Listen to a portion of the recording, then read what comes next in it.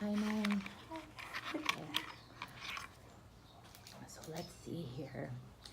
Can you please tell us your name and the name of your farm? My name is Noe Neumann, and my farm is Lokoea Farms. And where are we located? We are in Haleiwa, on the north shore of Oahu. And what do you grow, Noe? We grow fruit primarily, so mostly citrus. The majority of our crops are oranges and Meyer lemons, but we also have a wide variety of tropical fruit trees, avocado and mango and other types of citrus like grapefruit, limes, and lots of younger trees of more less well-known tropical fruits also. How long have you been farming? I have been farming for about 2.5 years. And can you tell us how you got into farming? I grew up on this property where the farm is, and I moved to the mainland, was there for about 8 years, and during that time my dad, all the sugarcane fields around us are obviously not sugarcane anymore, so he leased about 8 acres and started to plant trees, kind of not so much of a business plan, but the idea of it's ag land and it should be used for agriculture, and then was given an awesome opportunity to buy a portion of the land, and I was on the mainland and knew that I could come home and build a house in Hawaii, and how do you say no to that? So I came back and just thought I could maybe figure out a way to make the farm somehow my full-time job, so I didn't have to get a real job. And so that's kind of how I got into it.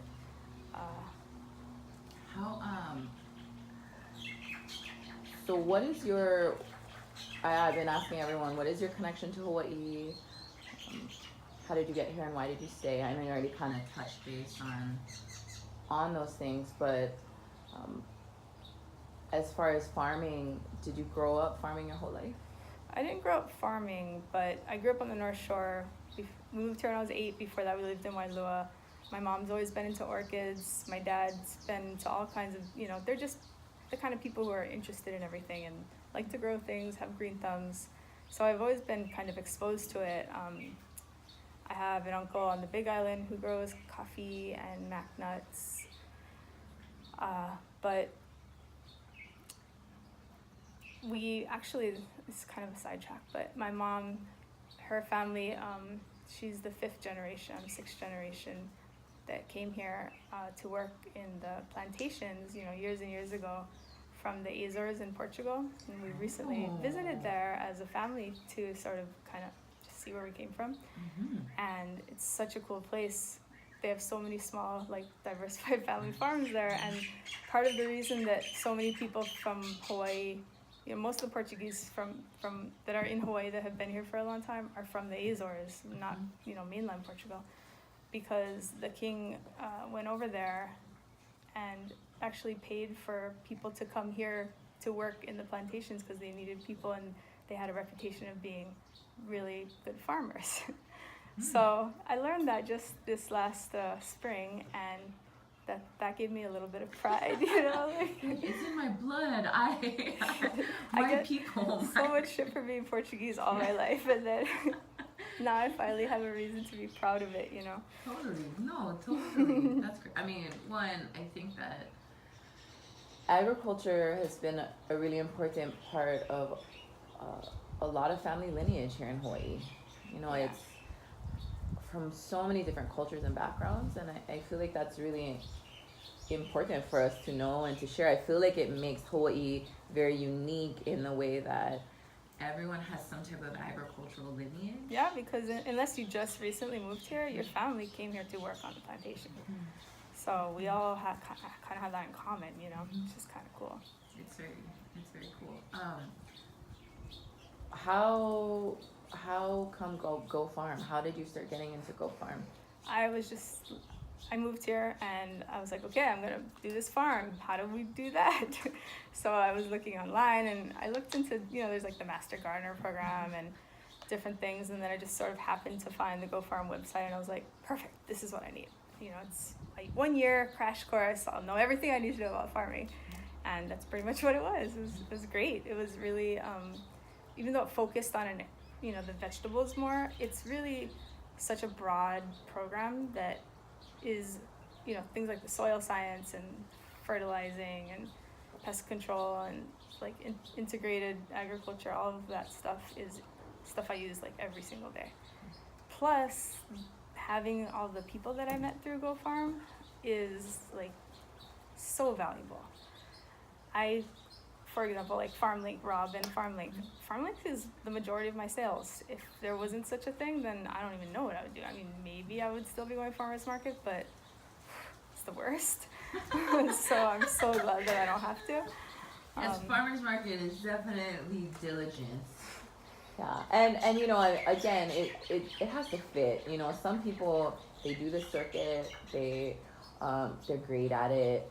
But it's farmers market life is not for everyone. Sometimes FarmLink life. Especially when you're like a one-person farm and you have, I have hundreds and hundreds of lemons right now and maybe like 10 pounds of everything else. How is that going to look on my table? You know what I mean? We're not a farmers market kind of farm. How big is your farm? We have about 8 acres between what we lease and what we own. And we have about a little less than 4 in production right now. And who works on the farm? I'm the majority of the labor force and decision making and marketing. My dad is in charge of all of the machinery, and he has years of experience, so he's really a good person to ask questions. My wife Nikki is the beekeeper. She has a full-time job off at the farm, so she contributes, as she can. Occasionally my sister will come out and, help me shovel compost or something if there's a big job that needs to be done. There's always the occasional family member. Yep. Mm-hmm. Yeah, she'll come out and help every now and then, which is nice. So, there's quite a few people who will help out here and there, but that's the main crew. And what is the future for your farm? Where do you see it going? I feel like you've been successful. I see your lemons out there. There's a demand for more local citrus. Orchards is really hot right now. Everyone, we get so many calls asking us how to start orchards. So when you look at your future in farming, where do you see yourself? I think that there's a few ways that we can go.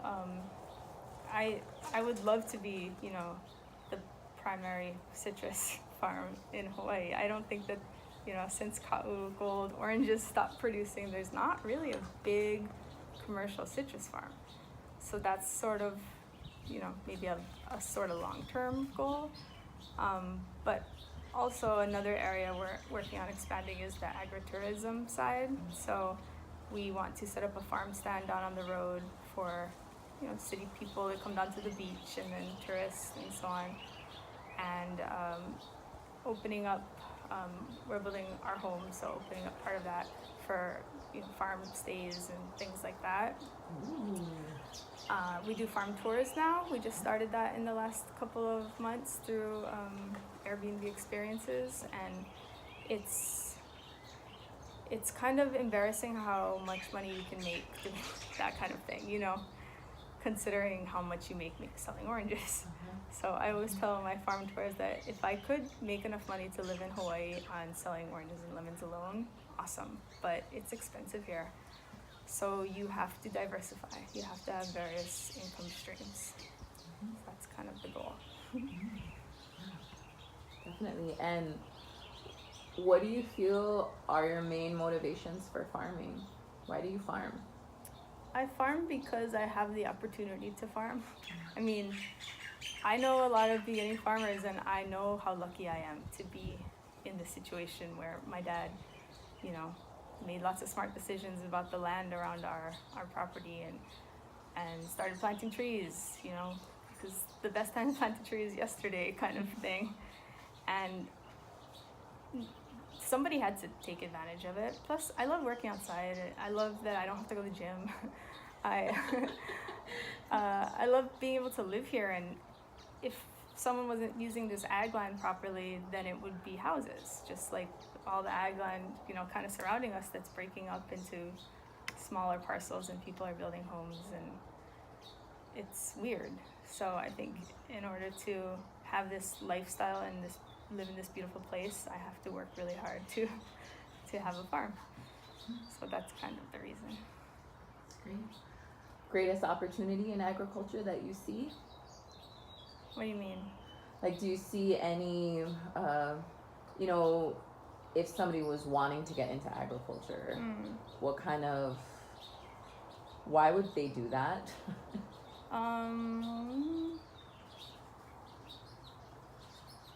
You mean like an area, like something that they would grow, or do you mean like In general, I mean, it could be anything. Like, you know, when you think of agriculture overall in Hawaii, Do you see opportunity? Oh yeah, I mean, my biggest problem is I don't have enough production. Like, people want local stuff, and I think that you can charge a fair price for your products, and you can be sustainable. You know, you can make enough money to keep doing it if you kind of go about it the right way, and sort of find the right buyers. I guess people who value that you're the farmer, you're their farmer, you're putting your own personal effort into growing these oranges for them, you know? Those things all make my oranges more expensive. But it's worth it. I mean, I think it's worth it. A lot of my customers think it's worth it. Not everyone, and those people can keep going to Costco, but that's fine. I can't make enough oranges for everybody. I think that there's probably opportunity in every sector of ag, because we don't produce hardly anything that we eat here. So that I can't even think about that because it scares me so much. What if the boats stop coming, you know? So, and it does create this definitely a demand For knowing where things are sourced and how to source them and who's in your community and what they're growing. And because I feel like if you're in the agricultural community, you know where to get things locally. Like, you can text a friend, and they, of every level of the entire food chain. So I really think that taking that to more people, we're at this tipping point where it is about building those bridges, where it can be accessible, but it doesn't mean it's going to be easy. So yeah, there's a lot of education to sort of just teach the normal consumer, I guess, about why it's important that we have agriculture. You know, I hear so many people complain about the North Shore is not how it was before, you know, blah, blah, blah. But then they don't want to spend $2 a pound for oranges when they can get them for $1.75 a pound at Foodland or whatever. So there's a disconnect. Like, they don't understand that the reason it's different is because we don't have farms anymore. So we need farms, which means that if you don't want to do the hard work of farming, you need to help support in other ways. Yeah. there's a takeaway or something you would like to leave behind?